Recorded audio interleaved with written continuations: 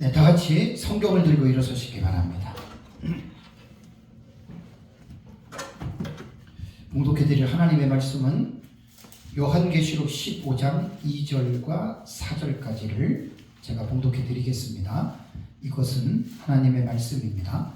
또 내가 보니 불이 섞인 유리바다 같은 것이 있고 짐승과 그의 우상과 그의 이름의 수를 이기고 벗어난 자들이 유리바닷가에 서서 하나님의 검은 고를 가지고 하나님의 종 모세의 노래 어린 양의 노래를 불러 이르되 주 하나님 곧 전능하신 이시여 하시는 일이 크고 놀라우시도다.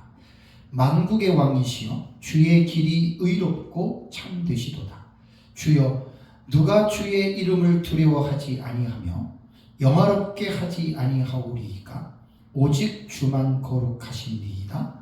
주의 의로운 일이 나타났음에 만국이 와서 주께 경배하리이다 하더라. 아멘. 네, 앉으시기 바랍니다. 자, 제 책 667페이지를 보시면 됩니다. 667페이지. 전 시간에는 이제 요한계시록 15장에 대한 이제 그 개론에 대해서 제가 잠깐 여러분들에게 말씀을 드리고 15장 1절을 보면서 15장 1절을 가지고 전의 문맥과 후의 문맥을 통해서 15장 1절을 성경을 보는 방법에 대해서 말씀을 드렸습니다. 사실 15장 1절은 되게 어려운 내용이에요. 그죠? 아까 전 시간에 여러분들이 들어보셔서 알지만 15장 1절이 그 15장 1절 부분에서 처음 시작을 한다면 상관이 없어요. 그냥 전 문맥하고 그냥 연관성만 이렇게 해석해 나가면 되지만 직접적인 연관성이 11장 15절에부터 그 15장 1절이 시작이 되잖아요. 그러니까 이제 그 사이의 문맥까지 그러다 보니까 이제 11장뿐만이 아니라 가다 보니까 최초의 원 근원지인 계시록 5장에 이제 보좌에 앉으신 성부 하나님의 오른손에 있는 7인 그 7인 속에 요한계시록의 계시가 다 들어가 있는 거예요. 그래서 연결계시, 연관계시 제가 설명을 안 했지만 여러분들이 그렇게 이해하시면 되고, 자, 그 667페이지에 보면은 이제 이게 2절인데요. 먼저 665페이지를 먼저 보세요. 1절에 제가 설명하지 않은 부분을 제 책을 가지고 잠깐 여러분 말씀드리겠습니다. 15장 1절을 보면 또 하늘에 크고 이상한 다른 이적을 보매 그랬죠. 그죠? 이적을 보았어요. 자, 카이에이돈 내가 보았다. 뭘 봤느냐? 하늘에 크고 이상한 다른 이적을 보았다는 거예요. 여기 이적이라고 하는 단어가 세메이온이라고 하는 헬라어 단어는 표시, 표적이라는 뜻인데 이 단어의 의미는 다가올 사건을 알리는 징조 혹은 전조를 의미합니다. 요 세메이온이 그 세 번이나 요한계시록에 기록이 되어져 있거든요. 12장 1절을 보면 해를 옷 입은 여자에 대한 그 환상도 이적이라고 표시했고, 둘째가 계시록 12장 3절에 한 큰 붉은 용의 계시도 이적이라고 표현했고, 그 다음에 15장 1절도 세메이온이라고 하는 이적을 말을 한 거예요. 그러면 이 이적이 뭐냐? 앞으로 다가올 징조, 전조라는 거예요. 이게 뭐지요? 예언적인 의미입니다. 그래서 요한계시록은 세 가지의 관점을 갖고 기록했다 그랬죠. 서신서, 그 다음에 묵시서, 그 다음에 예언서. 이 세 가지의 의미를 담고 있어요. 학자들이 다 그렇게 말합니다. 책들을 보면 나와요. 일단은 서신서로 전해진 것이고, 그 다음에 이제 내용이 묵시적인 어떤 그 계시로 기록이 됐고, 그 다음에 그 내용들을 볼 때에는 장차 이루어질 예언적인 의미로 요한계시록이 여러분 기록이 되어졌기 때문에 이제 요한계시록을 잘 봐야 됩니다. 그 다음에 15장 1절의 전 문맥이 14장이잖아요. 그죠? 그러면 제가 요한계시록을 볼 때는 두 가지의 구조를 제가 여러분들에게 말씀을 강조를 했습니다. 뭐냐면 기록된 순서대로 읽는 형식상 구조와 그 다음에 기록된 내용을 가지고서 내용상 구조로 보는 구조가 달라요.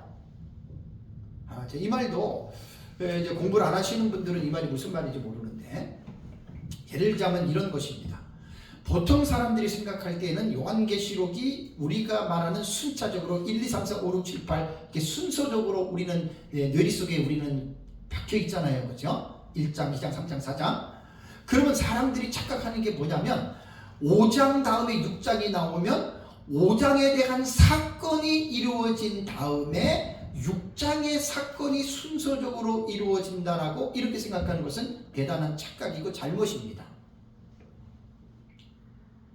모르는 사람들은 그 이상한 말 한다고 그러는데, 세대주의가 6장부터 이제 19장 이후를 순서적으로 해석을 해요.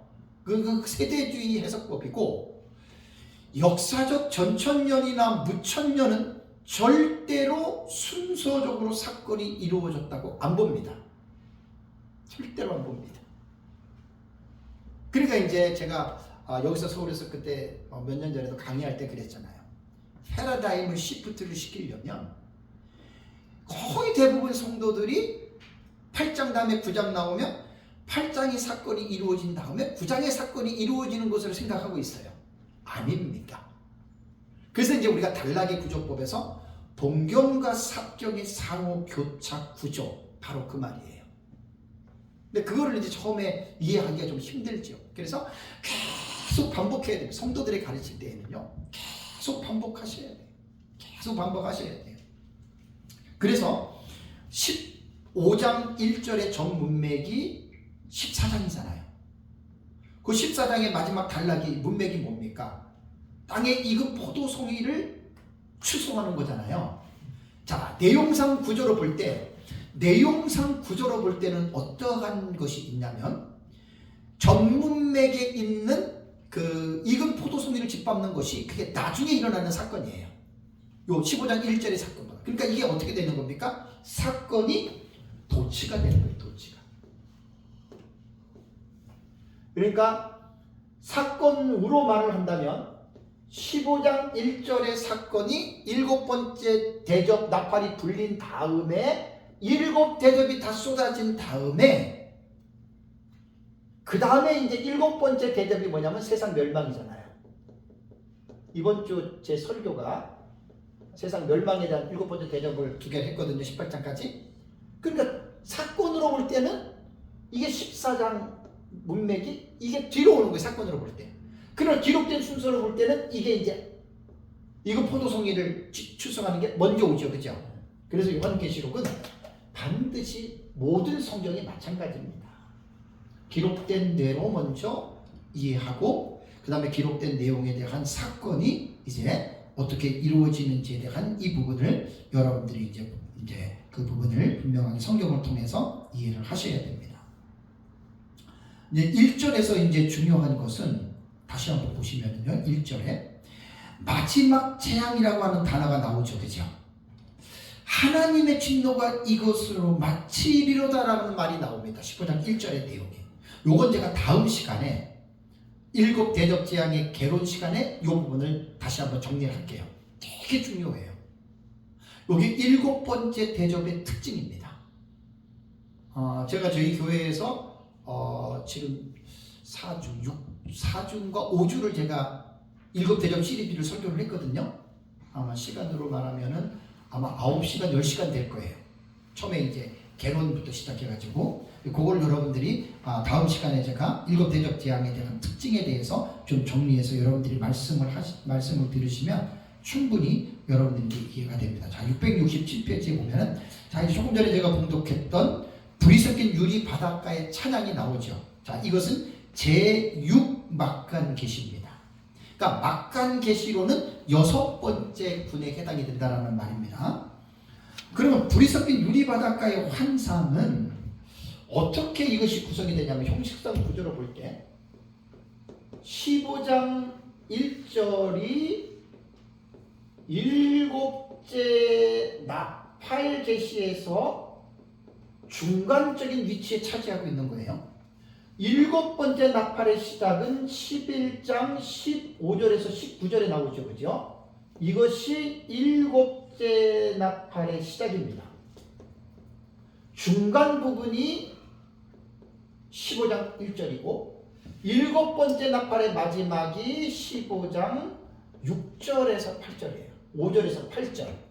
요게 일곱 번째 대접의 마지막의 내용이 이렇게 있으니까 일곱 번째는 한 번, 두 번, 세 번에 걸쳐서 일곱 번째 나팔에 대한 내용이 일곱 대접이라고 말을 했고 여기에서 삽입되는 게 12장에서 14장까지 있죠. 그죠? 다음에 여기에서 15장 2절에서 2절에서 5절까지 있죠. 그죠? 그러니까 삽입이 두 개가 되는 거예요. 두 개. 한 번, 두 번. 그래서 제가 어떻게 제 책에는 표현을 했냐면 일곱 번째 나팔은 두 번의 인터벌을 가지고 있다. 인터벌.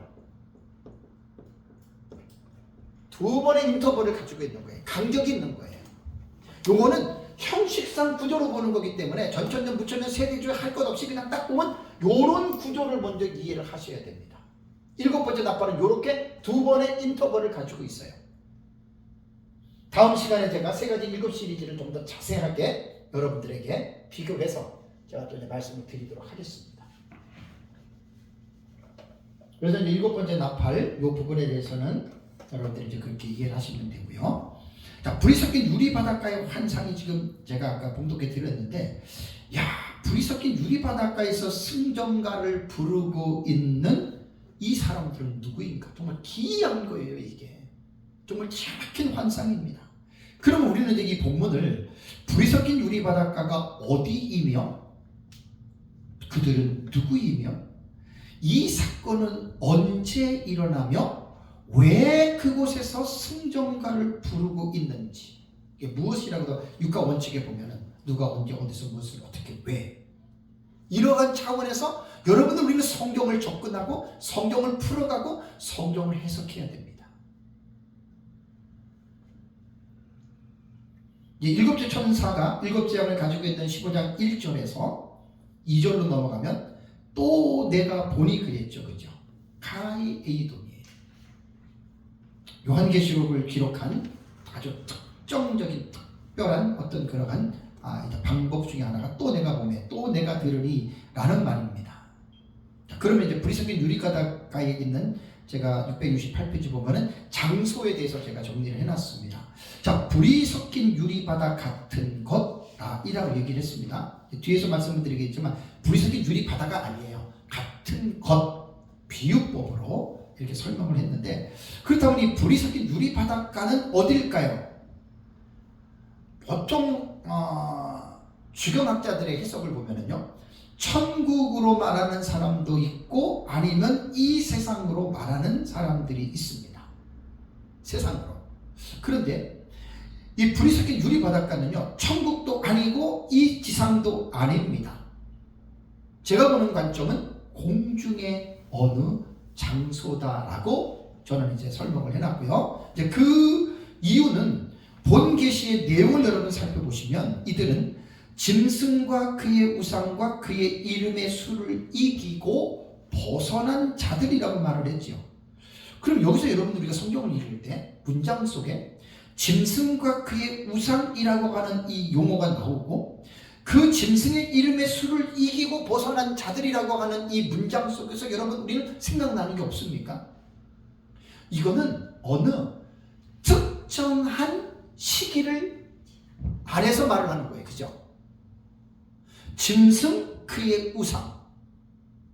이거는 요한계시록을 모르는 사람들은 막 이걸 가지고 막 초대교회로 끌어가고 중세교회로 끌어가고 뭐 마음대로 끌고 가고 막 하나님 말씀을 피곤하게 만드는데, 요한계시록이 딱 보면 나오잖아요. 13장에. 그죠? 짐승, 데리온입니다. 데리온. 13장에 바다에서 올라오는 짐승이 있고 땅에서 올라오는 짐승이 있죠. 그 짐승을 말하는 거예요. 무천년의 이상주의 해석은 하나의 사건을 가지고 신약시대 전체로 상징적으로 그걸 대입해서 해석을 하지만 우리 역사적 전천년주의 미래주의는 그렇게 해석을 안 합니다. 하나의 분명한 사건으로 여러분 우리는 해석을 합니다. 그래서 계시록 13장을 잘 보시면 짐승과 그의 우상의 표 666의 표가 나오고 그 표를 받지 않는 자는 몇이든 다 죽이죠. 그죠? 근데 여기서는 죽은 자를 말하는 게 아닙니다. 짐승과 그의 우상, 그의 이름의 수를 이기고 벗어난 자들이라고 하는 이 말씀 속에는 짐승과 그의 우상의 그것 문제와 비교해 볼 때는 어떻게 해요? 이긴 자를 말하는 거예요. 이긴 자. 본문을 잘 보시면 그런 내용입니다. 그렇다면 짐승이 활동하는 게 이제 안티크리스토스, 적그리스도잖아요. 적그리스도가 한일의 기간 동안에 언제 활동하느냐? 한일의 시작 때부터 시작을 합니다. 그러나 사탄이 그 적그리스도에게 전무후무한 권세, 엑수시아를 주는 때가 언제냐면 한일의 절반, 후반부에 해당되는 부분입니다. 거기에 사탄이 전무후무한 권세를 이 적그리스도에게 주는 거예요. 그러니까 바로 그때에 13장에 보면은 그 용이 짐승에게 42달을 일할 권세를 준다고 그랬잖아요. 42달이 바로 한일의 후반부가 됩니다. 후반부. 그 시기에 죽지 않고 살아있는 자들이라는 말이에요. 이기고 벗어난 자들이라고 이렇게 이야기를 했습니다. 여러분 이제 예수 그리스도의 재림과 재림 이후에 이 세상이 불심판을 받잖아요. 그럼 우리는 여기서 뭘 생각해야 되냐면, 그렇다면 하나님의 자녀는 어떻게 될까? 제가 지난주에 6번째 대접 오전에 설교하고, 그 다음에 오후에는 19장 11절에서 21절에 아마겟돈에 대한 심판의 모습을 오후에 설교를 해서 6번째 대접의 사건이거든요. 그 다음에 이제 이번 주에는 7번째 대접을 제가 12장 15절에서 21절에 오전에 설교하고, 오후 예배에는 제가 18장 설교를 했습니다. 왜? 그거는 7번째 대접에 일어나는 사건이기 때문에. 그렇다면 예수 그리스도의 재림에는 어떠한 일이 일어나냐면, 자, 여러분 재림할 때 마태복음 24장 31절에 보면은 예수님 재림할 때 천사들이 택한 자들 하늘 이 끝에서 땅 끝까지 모은다 그랬죠. 그죠? 근데 마태복음 24장 본문에서는 어디로 모으는지에 대한 장소를 제시하지 않았습니다. 근데 데살로니가전서 4장 17절을 보면은 그 장소가 어디냐면은 그들을 구름 속으로 끌어올려라는 말을 합니다. 이게 하루파죠. 이게 끌어올려, 휴거라는 말이에요. 휴거. 하루파조라고 하는 동사. 그러니까 이제 마태복음에 예수님이 말하는 재림할 때 하늘이 끝에서 저 끝까지 택한 자들을 모으는 것은 땅에 모으는 게 아니에요. 바울이 말한 것처럼 데살로니가서 4장 17절에 그들을 공중으로 구름 위로 끌어올려서 공중의 어느 장소에, 성경을 잘 보십시오. 성경을요, 지구가 있어요. 공기가 있는 대기권이 있어요. 대기권을 벗어나면은 우주가 있는 거예요. 그러니까 데살로니가서 4장 17절에 세상에 살고 있는 성도들을 예수님 재림하면서 끌어올리는데, 대기권 공중으로 끌어올리는지 우주의 공중으로 끌어올리는지는 몰라요. 분명한 것은 뭐냐면 공중이에요. 지구를 벗어난 요만큼만 들어도 공중의 개념이거든요. 첫 번째 공중이 산소가 있는 대기권. 대기권을 벗어나면 우주가 되는 거예요. 끌어올립니다. 왜 끌어올릴까요? 왜 예수님 재림하시면 성도들을 지상에 냅두지 않고 공중으로 끌어올리는 줄 아세요? 뭐 성도들을 막 엑스타시한 막 그 황홀한 경험을 시키려고 공중으로 끌어올리는 게 아니에요. 6번째 대접에 예수님 재림하시죠? 다음에 순차적으로 7번째 대접에 어떤 사건이 일어납니까? 지구가 세 갈래로 갈라져서 불심판을 받잖아요. 여기서 힌트가 있는 거예요. 생명을 가진 하나님의 자녀들이 7번째 대접에 살아남을 사람이 한 사람도 없습니다. 다 불심판에 죽습니다. 그래서 그들을 구원하시기 위해서 불심판 전에 그들을 공중으로 끌어올리고 휴거시키는 거예요. 이게 진짜입니다, 여러분. 이거 역사적 전천년 입장에서 이거 되게 중요한 거예요, 지금 이거. 혹자는 예수님 재림하면 천년왕국의 전천년주의자들은 죽은 자들이 부활하고 살아있는 자들이 변화해서 천년왕국 들어간다 그러잖아요. 자, 이게 왜 틀린지 제가 말씀드릴까요? 부활체는 영생체잖아요. 핵이 터지면 부활체 죽습니까? 전혀 상관없어요, 핵과는. 이 지구가 막 뒤집어져가지고 막 몇천 도 막 뜨거운 불에 용암에 들어간다고 해서 부활체가 다 죽습니까? 전혀 상관이 없어요. 부활체는 지옥에서도 견디고 천국에서도 견디는 게 부활체입니다. 그래서 역사적 전천년 신학에서 죽은 자들이 부활하고 생존한 사람들이 변화돼서 천년왕국에 들어간다라고 하는 것은 안 맞는 거예요. 생존한 몸으로, 살아있는 이 육체의 몸으로 공중에 잠시 동안 끌어올렸다가 7번째 대적으로 이 세상을 멸망할 때 하나님이 택자들을 보존하는 거예요. 그래서 예수님의 그 공생의 그 복음을 전할 때 그 복음서에 보면은 그날을 감하기 위한 것이라고 말씀하죠. 그렇죠? 그날을 감해야 구원을 받는 거예요. 그게 1차적으로는 여기에 있을 때는. 휴거를 시키는 이유는 그들이 구원받기 위해서. 하나님이 그날을 감해주는 거예요. 그러면 안 그러면은 불심판을 받는 지구에서 구원받을 사람이 한 사람도 여러분 없잖아요. 그래서 이 부분은 되게 여러분 중요합니다. 그러면 이제 불이 섞인 유리 바닷가라고 하는 이제 이 부분이 말씀에 여러분 지금 2절에 나오는 거예요. 그죠? 불이 섞인 유리 바다 같은 것이 있고 짐승과 이름의 수를 벗어난 자들이 유리 바닷가에 서서라고 말을 했습니다.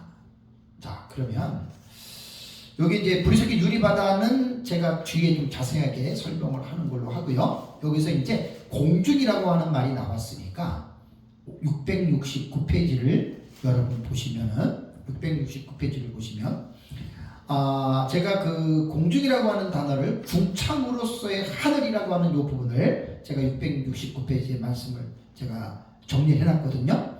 자, 하나님께서 첫 번째에 창조하신 하늘 있죠. 하나님이 태초에 천지를 창조하시니라 그랬잖아요. 그죠? 첫째 날에 만드신 이 하늘은 여러분 대기권 아닙니다. 그냥 우주입니다. 우주. 그러니까 지구 하나 만들어 놓고 대기권은 없었어요. 첫째 날에. 지구 위에 모든 우주, 그리고 첫째 날에 만든 지구는 물에 덮여 있는 아무도 쓸모없는 지구였어요. 그러니까 창세기 1장 되게 중요해요. 연구를 하면 이게 나와요. 그런 입장에서 하나님께서 이 첫째 날에 만든 것들을 하늘을 궁창이라고 이야기를 합니다. 그죠? 하늘이라고 얘기를 하고, 다음에 창세기 1장 6절을 보면은 둘째 날에 하나님이 만드신 하늘을 궁창이라고 해요. 궁창. 궁창이라고 하는 말이 뭐냐면 히브리어로 거기에 보면은 라키아 있지요. 라키아라고 말을 합니다. 이것이 궁창이 라키아라고 해요. 라키아. 히브리어 둘째 날에 만든 이 궁창 라키아라고 하는 이 명사는요, 원래 뜻을 금속 조각을 두들겨 피는 거예요. 넓히는 거예요. 확장의 개념이 있어요. 그래서 라키아는 펼쳐진 것, 확장된 것이라고 하는데, 여기서 보면은 그 영어로 보면은 firmament라고도 이야기를 합니다. 그래서 이제 킹제임스 성경 같은 경우는 이 단어를 그렇게 번역을 했는데, 이 궁창이라고 하는 이 단어 있죠. 궁창이라고 하는 이 단어를 우리말 사전을 찾아보면 그래도 아주 정확하게 우리말 사전에 표현을 해놨더라고요. 궁창은요, 종교라고 하는 이 카테고리에 집어넣고 유대교의 세계 구분의 하나인, 세계를 구분하는 것 중에 하나인 하늘이다라고 이렇게 말을 합니다. 원래는 금속판을 두드려 얇게 늘려 편 것을 의미하는 말로 별들과 행성들이 매달려 있는 둥근 천장이라고 유대인들은 생각을 했다라고 하는 말입니다. 그런데 둘째 날에 만든 이 하늘은요, 바다나 강 등의 아래의 물과 수증기로 올라가 비나 눈 등이 내릴 위의 물을 구분하는 하늘이다. 여러분 이게 신비합니다. 자, 첫째 날의 지구는 뭐로 덮여 있다 그랬죠? 물로 덮여 있었죠. 둘째 날의 하늘은 하늘 위의 물들과 하늘 아래의 물들로 구분했다 그랬죠. 그럼 보세요. 첫째 날에 만든 지구에 물이 다 담겨 있었죠, 그죠? 물이 공중으로, 자, 신비합니다. 여러분 창세기 1장 연구 잘하시네요.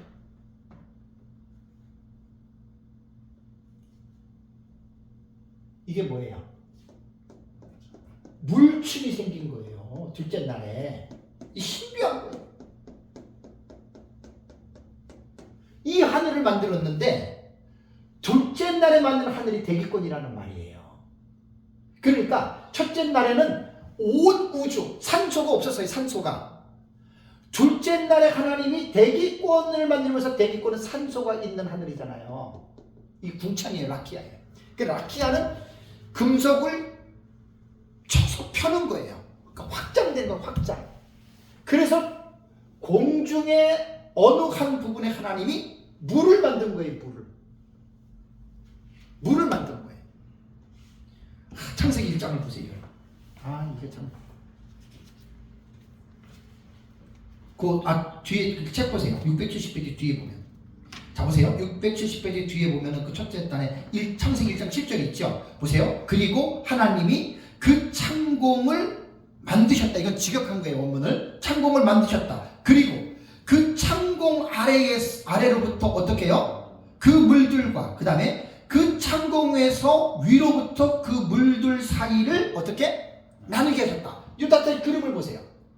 첫째 날에는 물이 없었어요. 지구 위에. 둘째 날에 만든 궁창이 하나님이 어떻게 해요? 물을 위에 올린 거예요. 물을.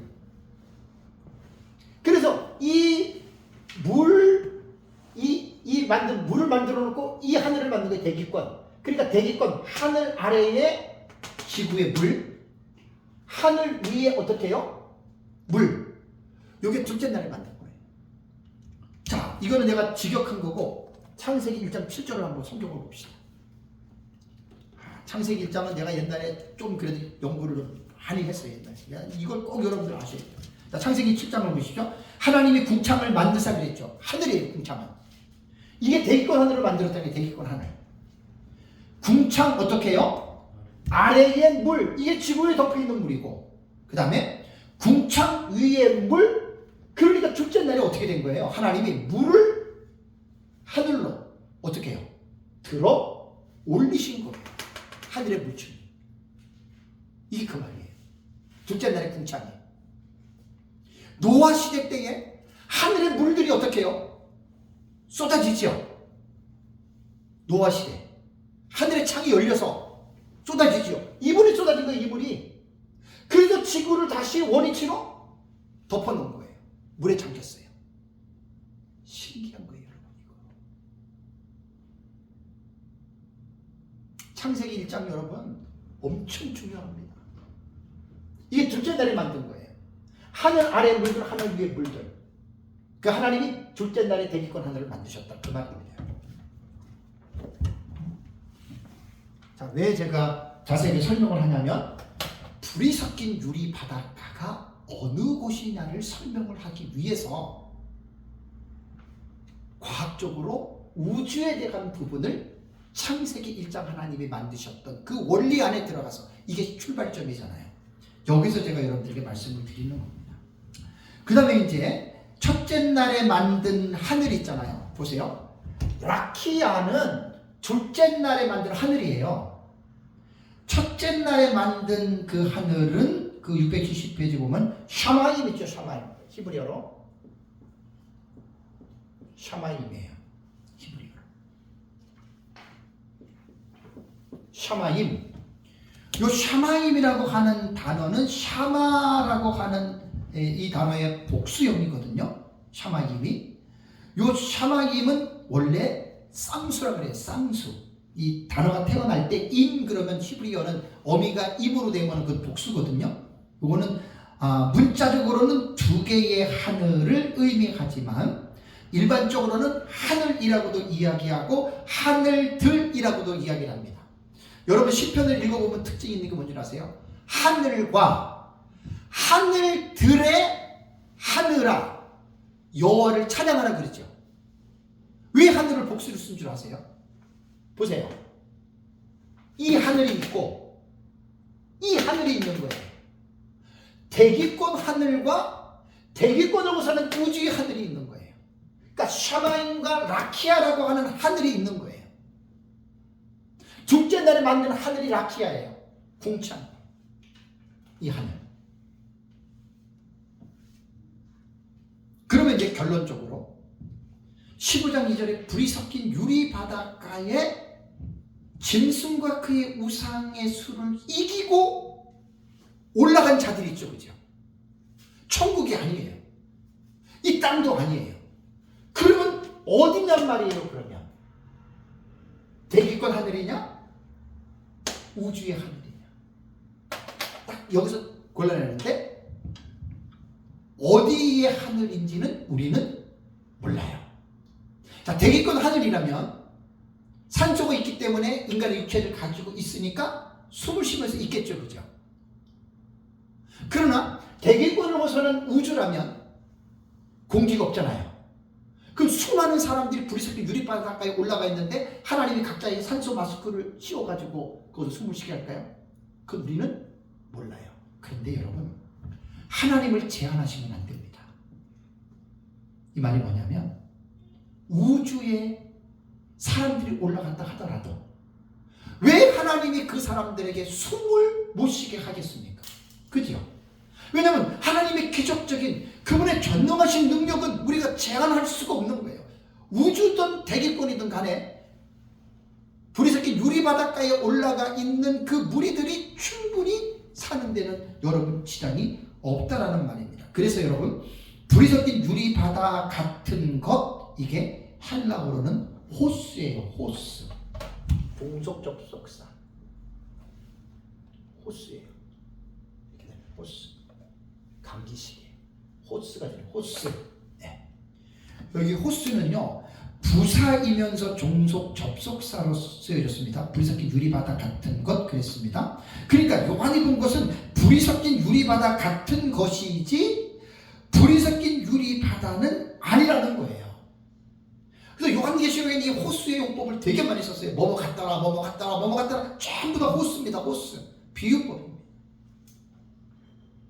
그럼 불이 섞인 유리바닷가는 도대체 어느 곳이고 어떤 곳일까? 그래서 671페이지에 보면은 11명의 학자들이 불이 섞인 유리바닷가에 대한 설명한 것을 제가 객관적으로 다 가지고 왔습니다.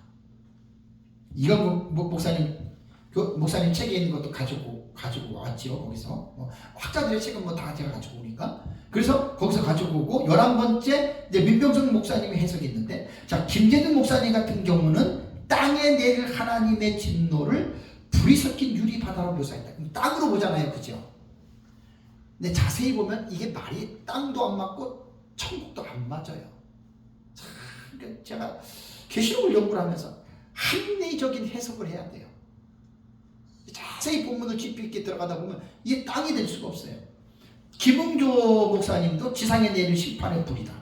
박수환 박사님은 하늘에 있는 심판의 홍해 바다로 성도는 통하나 불신자는 통하죠. 근데 박수환 교수님 같은 경우는 이제 장신대 출신으로 역사적 전천년 학자잖아요. 이분은 이제 하늘이라고 얘기를 한 거야. 여기는 우리가 보는 것과 공통점이 있어요. 이상근 박사님은 하나님의 심판의 보좌다. 그럼 이거 어디라는 거예요? 천국이라는 거예요. 어디? 그럼 천국은 말이 안 되는 거예요. 이거는. 자, 이렇게 얘기를 했고 박윤선 박사님은 세상을 심판하시는 하나님의 공의를 섬기는 이 세상의 심판으로 보는 거예요. 이 땅으로. 데이크라고 하는 학자도 하늘나라의 성전에 있는 대보좌실의 바닥을 가리키는 표현 여기서 보는 통계로 본다. 데이크 같은 경우는 이제 세대주의 학자지요. 이것도 이제 우리가 볼 때는 동의할 수 없는 해석이고, 비도울프 같은 경우도 대환란을 겪고 있는 사람들을 격려하기 위해서 주신 것, 이것도 이제 이 땅으로 보는 거예요. 핸드릭스는 악인에게 내릴 심판에 나타나는 분명하고 솔직한 공의를 삼는 이 땅의 심판으로 보고, 왈브루드도 세대주의학자인데 하나님의 거룩하심과 그 거룩하심부터 나오는 성스러운 심판, 세상의 심판으로 봐요. 조지 레드도 하나님의 보좌 앞에 있던 것으로 땅에 거하는 자들에 대한 심판을 상징한다, 이렇게 보고, 민 목사님이 이제 공중의 어느 장소라고 이야기를 하는 거예요. 이 해석이 기가 막힌 해석입니다. 조금 더 제가 연장해서 여러분들에게 말씀을 드리겠습니다. 어쨌든 지금 이 불이 섞인 유리 바닷가에 서 있는 이 사람들은 땅이 될 수도 없고 천국은 더더욱 될 수도 없습니다. 근데 많은 학자들이 이 부분에 있어서 나름대로 뭐 어쩔 수 없는 거, 이건 해석은 뭐 다를 수밖에 없으니까. 빨간색 보드마카가 없네요. 빨간색이. 자, 봐봐요. 왜냐면 빨간색이 지금 필요한 게 왜 필요하냐면, 불이 섞인 유리 바닷가를 딱 하려면 특색 있게 지금 그려놔야 돼요. 자, 민 목사님이 해석한 내용이 뭐냐면, 불이 섞인 유리 바닷가는 공중이에요. 라키아 아니면 샤마임이에요. 이 말이 뭐냐면 대기권 아니면 우주에 있는 거예요. 대기권 아니면 우주에. 여러분, 지구가 여기 있죠, 그죠? 지구가, 그렇죠? 지구가 여기에 있는데 불이 섞인 유리 바닷가에 있는 사람들을 두 가지로 제가 묘사를 해보겠습니다. 대기권이면은 산소가 있는 어느 공중의 한 부분이 될 거예요. 대기권, 그러면 자, 대기권에 사람들이 빨간색이 있네. 빨간색으로 해야지. 네, 빨간색으로 하면 하는 의미가 있어요. 자, 보세요. 불이 섞인 유리 바닷가는 대기권 안에서 어쨌든 사람들이 모여 있는 그 광경을 말하잖아요, 그죠? 아니면 대기권을 벗어난 우주에, 제가 볼 때는 별 상관이 없어요. 여기든 여기든. 어쨌든 중요한 거는 뭐냐면 짐승과 그의 우상의 그 박해를 이긴 사람들이 지금 모여 있는 거 아니에요, 그죠? 공중으로 본다라고 하는 말은, 자, 지금 보세요. 이 사건 이전에 어떤 사건이 일어났냐면, 성도들은 어떻게 해요? 예수님 제일한테 휴거했죠. 휴거된 상황이에요, 지금 이게. 불이 섞인 유리 바닷가는 휴거된 걸 말하는 거예요. 휴거된 사람들이 공중에 지금 있는 거예요. 대기권이든 대기권 밖이든 간에. 그리고 일곱 번째 대적으로 지구가 어떻게 됩니까? 불바다가 되죠. 지구가. 그죠? 지구가 완전히 색깔내려가면서 불에 휩싸인 거예요, 지구가. 그런데 불에 섞인 유리 바닷가는 공중에 사람들이 지금 모여 있죠, 그죠? 여기서 우리가 어떻게 해석을 하냐면, 지금 이 광경을 누가 봤습니까? 누가? 사도 요한이 봤잖아요, 그죠? 사도 요한이 반 모습이고, 어디서 모르지만 지금 사도 요한이 지금 불이 섞인 유리 바닷가를 지금 본 거 아니에요, 그죠? 그럼 공중인 거예요. 자, 밑에 지구는 지금 불이 막 해가지고 막 있죠, 그죠? 지금 사람들이 있는 곳은 공중이죠. 여러분, 태양이 있고 달이 있어요. 여러분, 지구와 달은 행성입니까? 항성입니까? 행성과 항성의 차이는, 행성은 별은 별인데 빛이 없는 별, 항성은 빛을 가지고 있는 별이에요.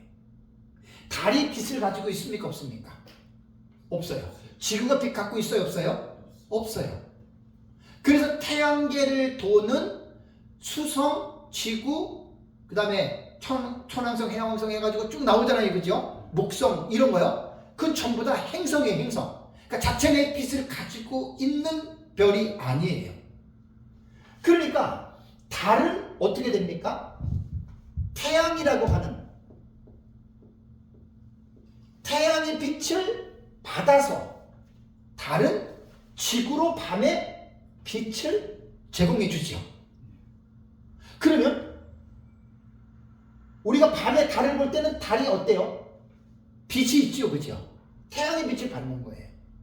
그럼 지구에서 보면 달의 빛이 있고 또 우주의 달에 올라가서 지구를 보면은 지구 자체에는 빛은 없지만 전기불이 많잖아요.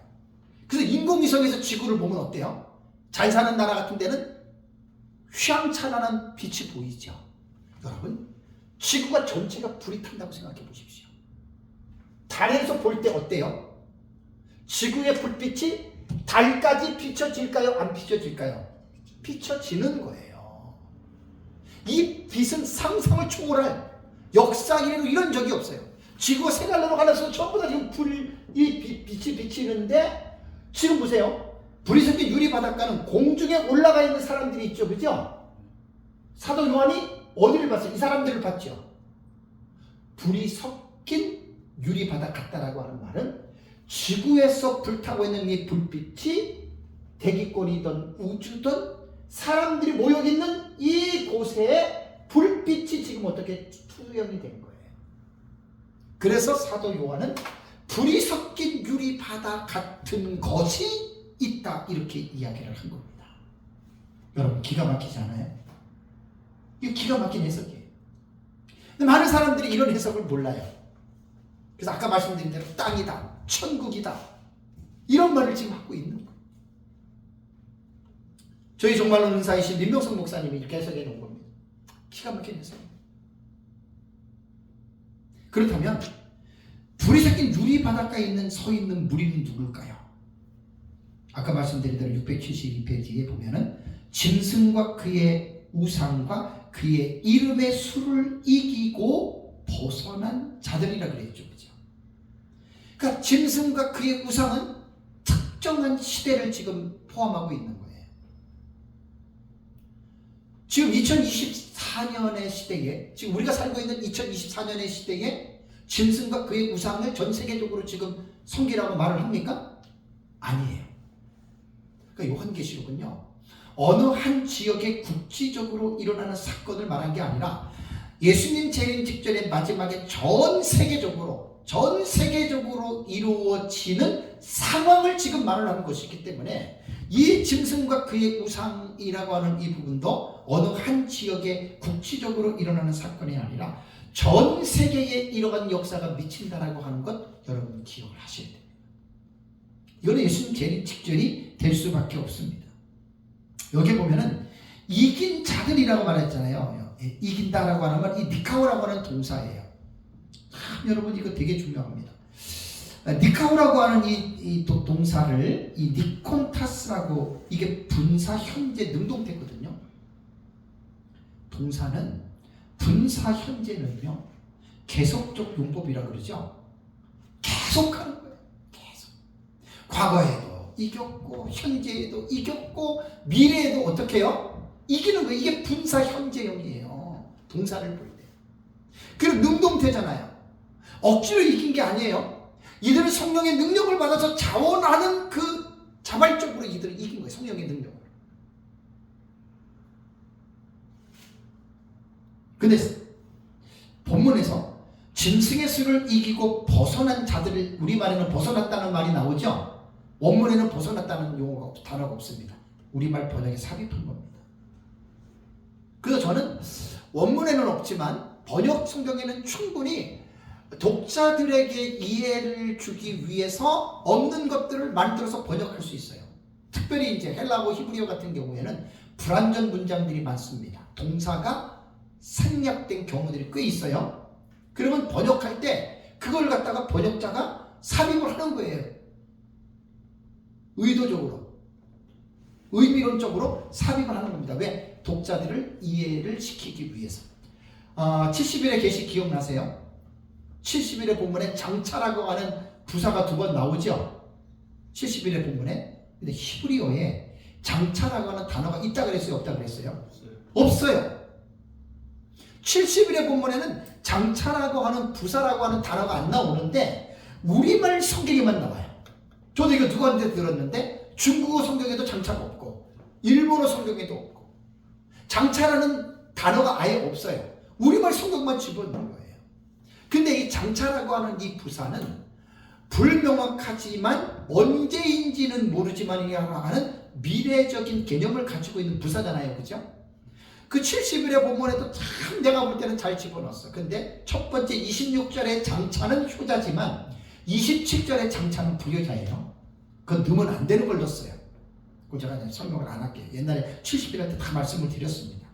여기에도 벗어났다라고 하는 의미도 원문에는 없지만 우리말 성경을 할 때는 조금 더 이해하기 쉽게 짐승의 벗어났다라고 하는 말은 뭡니까? 이 세상에서 짐승과 그의 우상의 지배를 받고 있는 그 장소를 어떻게 해요? 벗어났다.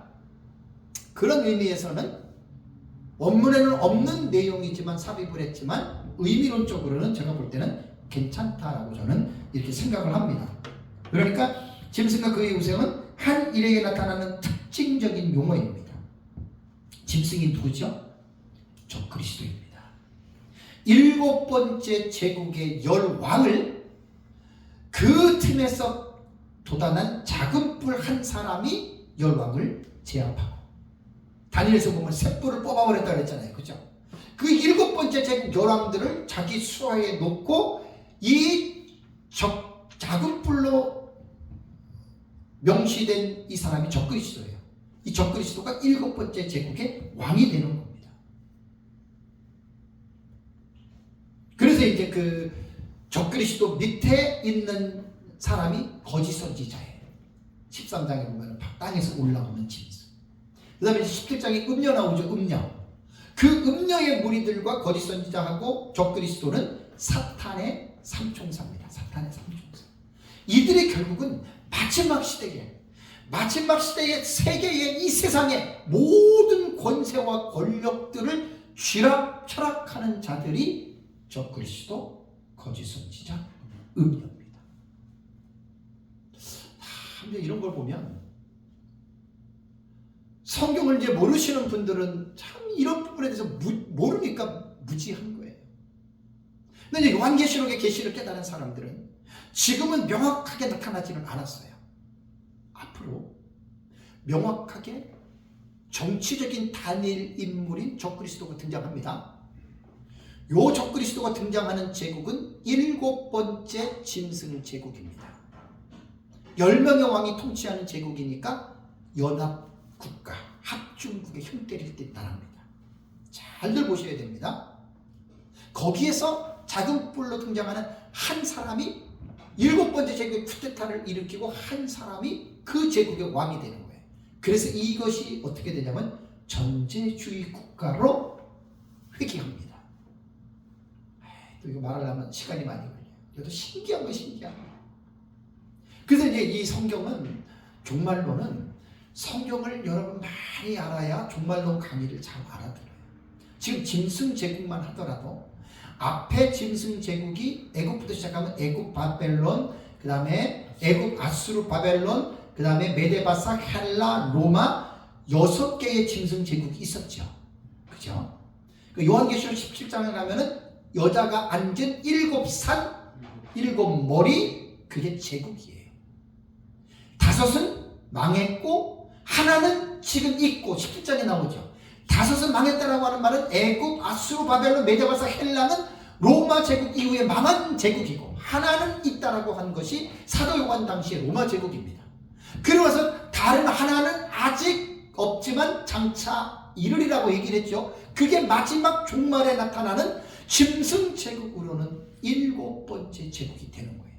근데 그가 이르면 반드시 어떻게 해요? 잠깐 동안 머무르리라.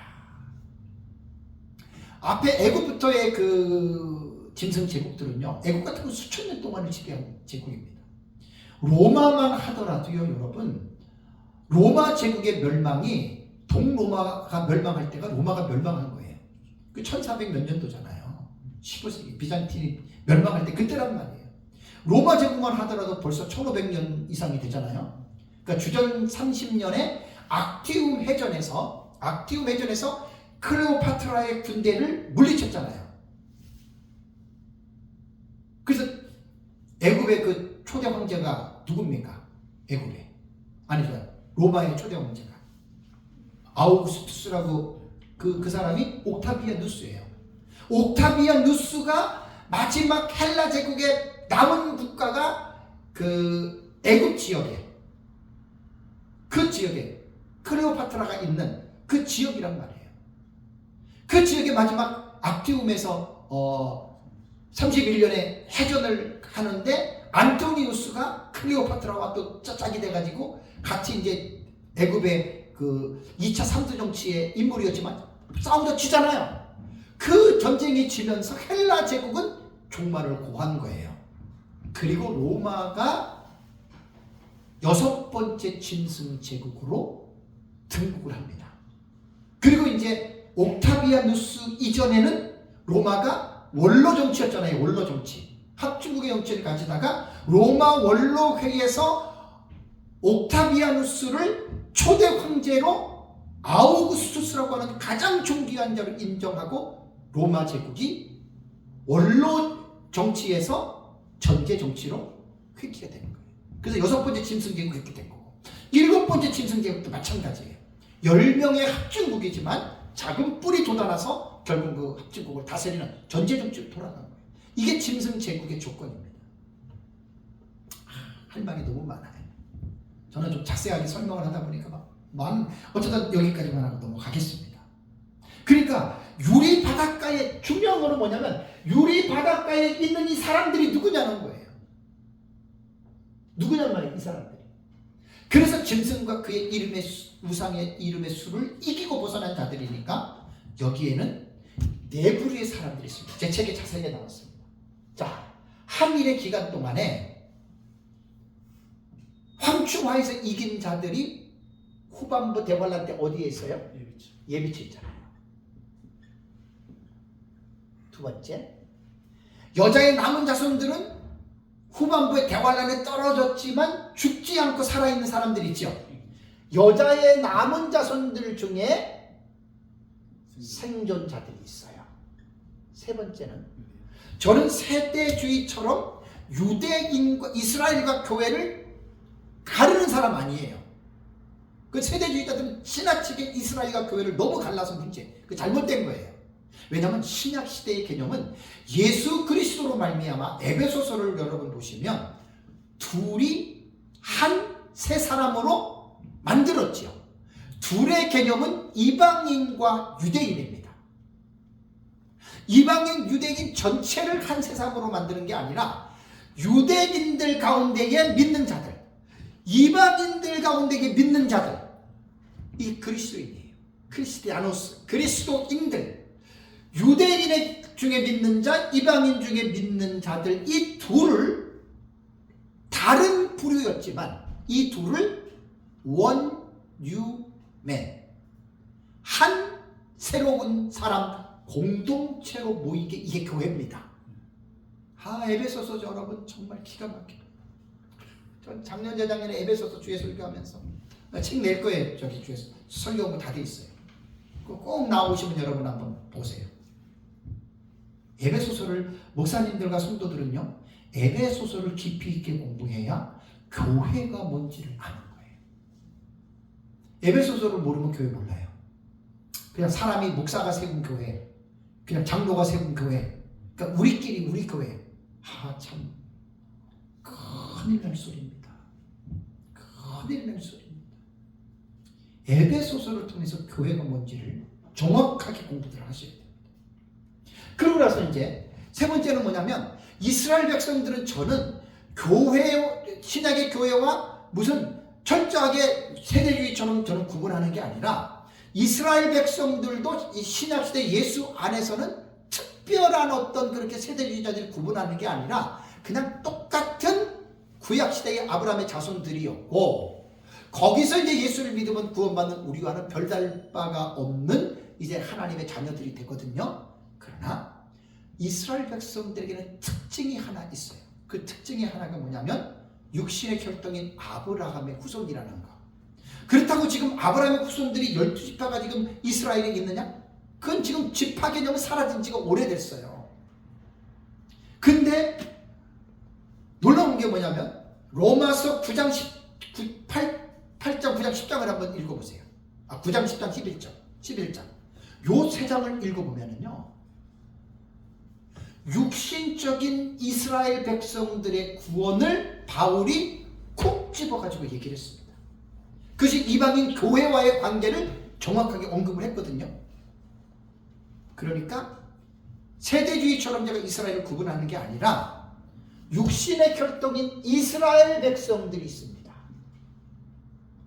다가 아니고 조건은 뭐냐면 생명책에 기록된 자, 태자들이에요.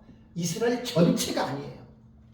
우리나라의 황영연 그 목사님 같은 경우는 참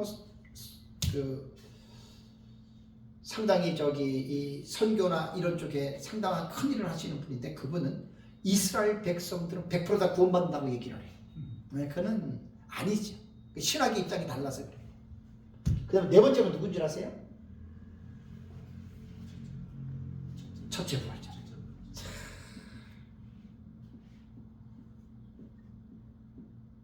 첫째 부활자 그러면 이거 지금 정말로 모르는 사람이 무슨 말인지 몰라요. 그래서 계시록 20장 4절과 5절과 6절이 첫째 부활자, 이거는 대단한데요. 사실 이거 제대로 알지 못하고요, 이 말하면은 오해받아요. 오해. 이 첫째 부활자 잘못 말하면요, 전천년 주의자들한테도 오해받고 부천년 주의자들한테 오해받고 깊이 있게 연구해서 첫째 부활자 해야 돼요. 첫째 부활자는 계시록 20장 4절과 5절과 6절에 나와요. 이는 첫째 부활이라. 해 아나스타시스 해 프로테. This is a first resurrection. 이렇게 되는 거예요, 영어로는. 이것이 첫째 부활이다. 그러니까 이 사람들이 첫째 부활자다, 이 말이에요. 딱 요한계시록에만 나와요. 첫째 부활이라는 용어가. 그럼 첫째 부활자가 누구냐? 20장 4절을 제 책은 꼭 여러분들이 보셔야 돼요. 자랑이 아니라 20장 4절과 5절, 4, 5, 6절을 정말 서기를 기가 막히게 한 거예요. 내가 자화자찬하는 게 아니에요. 제가 배운 거예요. 원어를 잘 아시는 분들한테. 그래서 20장 4절, 5절, 6절 한번 읽어보세요. 원어에 관심 없는 사람들 이것도 모를걸요 아마. 정확하게 제가 서기를 해놨어요. 서기.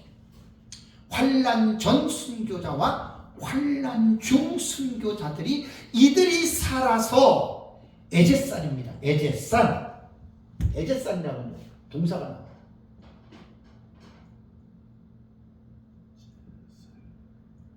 에제산. 이게요, 되게 중요한 동사예요. 에제산. 여기서 이제 신학적 입장에 따라서 무천년에서는 이제 중생, 영혼이 다시 살아났다. 여러분, 영혼은 죽지를 않아요. 왜 영혼이 죽어도 살았나요? 그럼 이제 의문이 들어야 돼요. 너희가 허물과 죄로 죽었던 너희를 살리셨도다. 그 죽었지 않느냐? 여러분, 영혼은 죽는 존재가 아니에요. 죽었다라고 하는 표현은 뭐냐면 범죄로 인해서 영혼의 주인이 사탄이 됐다는 말이지, 영혼은 육체처럼 죽었다가 살아나는 게 아니에요. 헬라의 철학만 하더라도 영혼 불멸설을 믿잖아요. 아, 영혼이 왜 죽어요? 이렇게 생각하면 무천년자들은 기분 나쁘지. 영혼은 죽지 않습니다. 그러니까 두 부류의 순교자들이 에제산, 살아나서예요. 육체적으로 완전한 영생체로 부활한 겁니다. 요 사람들이 예수님 재림할 때, 또 이렇게 얘기하면 시간이 가네. 그냥 넘어갈게요. 예수님 재림할 때 환난 중 순교자 두 증인들이 백마 타고 내려오는 거예요. 그 첫째 부활자예요. 자, 예수님은 어떤 모습으로 와요? 부활한 육체로 오시는 거예요. 여러분, 예수님의 성자 예수님의 신기한 거 말씀드릴까요? 신약시대의 예수님이 인카네이션, 인간의 몸을 입고 세상에 오시기 전에는 성자 하나님은 영으로서만 존재했어요. 지금 성부 하나님, 성령 하나님이 영이시죠. 근데 성자 하나님이 인간의 육체를 입고 신약시대에 오심으로 성자 예수님이 육체를 입은 거예요. 그때 입었던 육체는 영생체가 아닙니다. 십자가에 죽으시고 3일 만에 부활하셨을 때의 그 부활체가 영생체가 된 거예요. 예수님 지금 부활하시고 승천하셨죠, 그죠? 예수님은 지금 부활체를 갖고 계신 거예요. 재림하시는 것도 부활체로 오신 영체가 아니에요. 이제 더 이상 영성도 있지만 부활체 속에 성자 예수님이 있는 거예요. 그리고 우리 재림할 때 부활체로 오시죠. 부활체라고 하는 말은 뭐냐면 인간의 육신으로 다 볼 수 있는 물리적인 형체를 갖고 있다는 거예요. 영생체예요. 그리고 예수님 천연왕국에 보좌 계셨다가 나중에 천연왕국 끝나고 천국 가잖아요. 성자 예수님은 영원토록 부활체를 갖고 계실 것입니다. 할렐루야. 이게 성자 예수님의 신비예요. 신비.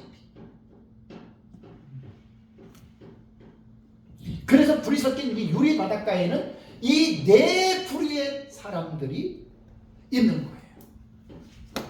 자, 그 다음에 이제 3절을 볼까요?